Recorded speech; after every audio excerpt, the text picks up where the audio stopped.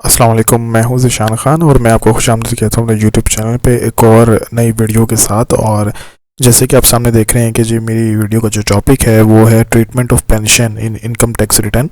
और बहुत important topic है और मैंने अक्सर लोगों को देखा है कि यूट्यूब के ऊपर सर्च कर रहे होते हैं, उनकी जो कीवर्ड्स हैं वो मैंने चेक किए तो लोगों की क्वेश्चन जो है इस वाले से बहुत ज़्यादा थी। और कमेंट्स जो हैं लोगों के बहुत आ रहे थे कि जो पेंशन मिलती है, जो लोग पेंशन्स ले रहे हैं, जो लोग रिटायर हो गए हैं, उसका क्या ट्रीटमेंट होगा इनकम टैक्स रिटर्न के अंदर। तो मैंने सोचा एक छोटी सी जो वीडियो है वो इसके ऊपर बना दी जाए ताकि मेरे तमाम दोस्त जिनको ज़रूरत है इस हवाले से, जो लोग रिटायर्ड हैं या जो लोग काम कर रहे हैं टैक्स का, या जो लोग स्टूडेंट्स हैं, उनको इस ट्रीटमेंट के हवाले से पता चल सके।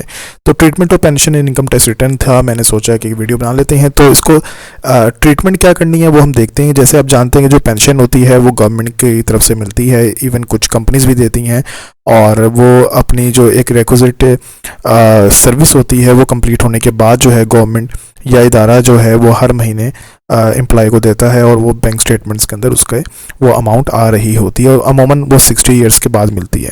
तो उसको किस तरीके से ट्रीट किया जाएगा आज मैं आपको बताऊंगा कि इनकम टैक्स रिटर्न में उसको कैसे ट्रीट करना है। तो आइए चलते हैं जी इनकम टैक्स रिटर्न फॉर्म की तरफ।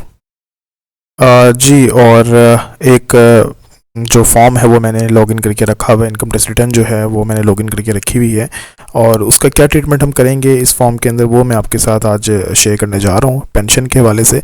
इसमें डिफरेंट हेड्स हैं जी। एम्प्लॉयमेंट, सैलरी, इसमें तो हमने वो चीज़ें लिखनी होती हैं जो कि करंटली आपको मिल रही हैं पैसे, या रिटायरमेंट के वक्त या जॉब छोड़ने के वक्त जो आपको टर्मिनेशन बेनिफिट्स मिले। ठीक है, ये सैलरी के हेड के अंदर आएगी जो आप करंटली एम्प्लॉय के अंदर है। प्रॉपर्टी के हेड में इसके ऊपर मैं सारे एक वीडियो बना चुका हूँ वैसे। ठीक है, तो कोई भी ऐसी इनकम जो किसी इन हेड्स में नहीं आती वो अदर सोर्स में आती है, तो हम अदर सोर्स में चलते हैं और अदर सोर्स में यहाँ पे रिसीट्स एंड डिडक्शंस का हेड है, इसको हम ओपन करेंगे। तो यहाँ पे हम देखेंगे कि हमारे पास जो है डिफरेंट हेड्स जो हैं वो ओपन हो जाएंगे। इसमें रिसीट फ्रॉम अदर सोर्सेज लिखा हुआ है, बहबूद सर्टिफिकेट के ऊपर जो प्रॉफिट आ रहा है, रॉयल्टी वगैरह, ये सारी चीज़ें हम यहाँ पे चेक कर सकते हैं कौन कौन सी आ रही हैं।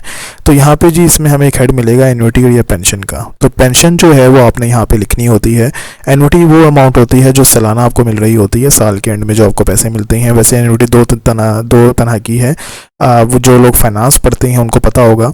तो ये बड़ा फ़र्क होता है, यही मैं हमेशा कहता हूँ कि अच्छे कंसल्टेंट का यही फ़र्क होता है कि उसको पता होता है कि अकाउंटिंग का ट्रीटमेंट क्या है। जो कई लोग जो बड़े सस्ते में कर देते हैं उनको पता नहीं होता कि एन्युटी क्या है, कितनी किस्म की होती है, उसका ट्रीटमेंट क्या होगा, तो ये चीज़ें नहीं पता होती। तो फिर बाद में क्या होता है, क्लाइंट को जो नोटिस हैं वो आ रहे होते हैं। तो इसलिए मैं हमेशा कहता हूँ कि एक अच्छे कंसल्टेंट, एक अच्छी फर्म को हायर करें जो आपकी टैक्स रिटर्न फाइल कर सकें।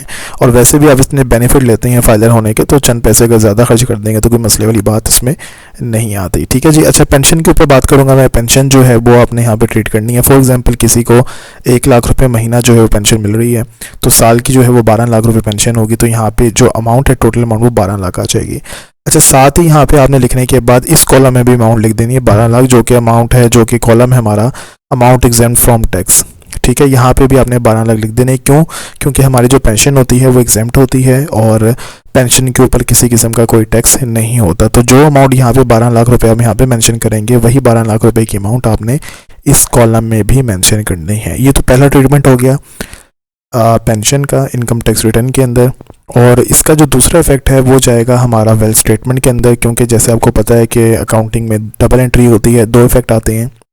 तो उसका जो दूसरा इफेक्ट है वो वेल्थ स्टेटमेंट में भी जाएगा, क्योंकि लाजिम बात है एक बंदा जो सिर्फ पेंशन ही ले रहा है, उसका इन्फ्लो ही पेंशन है, तो वो वहीं से अपने बैंक स्टेटमेंट को भी चलाएगा, वहीं से अपने एसेट्स भी बनाएगा। तो इसको फिर हमने वेल्थ स्टेटमेंट भी लिखना होता है। वो कहाँ लिखते हैं वो मैं आपको बता देता हूँ। वेल्थ स्टेटमेंट में हम क्लिक करेंगे और यहाँ पर रिकन्सिलेशन ऑफ नेट एसेट्स है, यहाँ पर हम जाएंगे।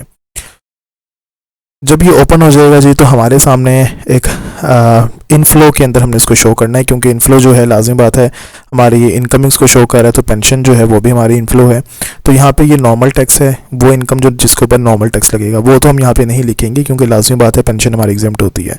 दूसरा कॉलम है G exempt from tax, income declared as per return for the year exempt from tax, यानी वो इनकम जो कि आपने कहा है कि ये एग्जेम्प्ट है। तो जैसे मैंने आपको बताया था कि पेंशन हमारा एग्जेम्प्ट होता है, तो आपने पेंशन को इस कॉलम के अंदर लिख देना है, यानी जो 12 लाख की अमाउंट है वो आपने यहाँ पे भी शो करनी है।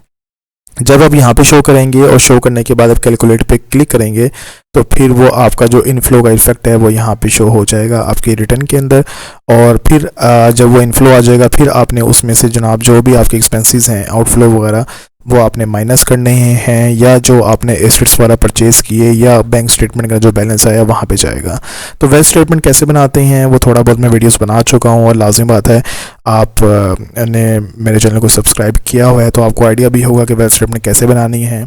और नहीं पता चल रहा तो फिर आप मुझसे सर्विसेज जो हैं वो भी ले सकते हैं, क्योंकि वेल्थ स्टेटमेंट बड़ी इंपॉर्टेंट होती है, और वेल्थ स्टेटमेंट के ऊपर ही कई नोटिस जो हैं लोगों को आ जाते हैं एसेट्स छुपाने पर, या एसेट्स की जो ट्रीटमेंट होता है वो शो नहीं की होती। तो एनीवेज हम पेंशन की बात करें तो पेंशन एग्जेम्प्ट होती है, तो आपने यहाँ पे एग्जेम्प्ट फ्रॉम टैक्स के अंदर 12 लाख रुपए लिख देना है, और उसके बाद जो आपके एक्सपेंसेस हैं वो अपने पर्सनल एक्सपेंसेस में डालने हैं।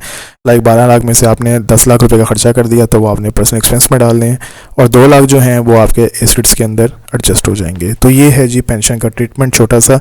एक मैंने आपको बताया कि अदर सोर्सेज के अंदर इसका इफेक्ट आता है पेंशन के अंदर, दूसरा आपने इसको रिकन्सिलेशन के अंदर इनफ्लो के अंदर लाजमी शो करना होता है। तो ये हमारा पेंशन का इफेक्ट था, एक छोटी सी वीडियो थी जो मैंने सोचा कि मैं आपको बता दूं, और जो लोग इस बारे में सर्च कर रहे हैं उनको इस बारे में पता चल सके कि हमारी पेंशन का क्या ट्रीटमेंट होता है इनकम टैक्स रिटर्न के अंदर। तो आज के लिए इतना ही।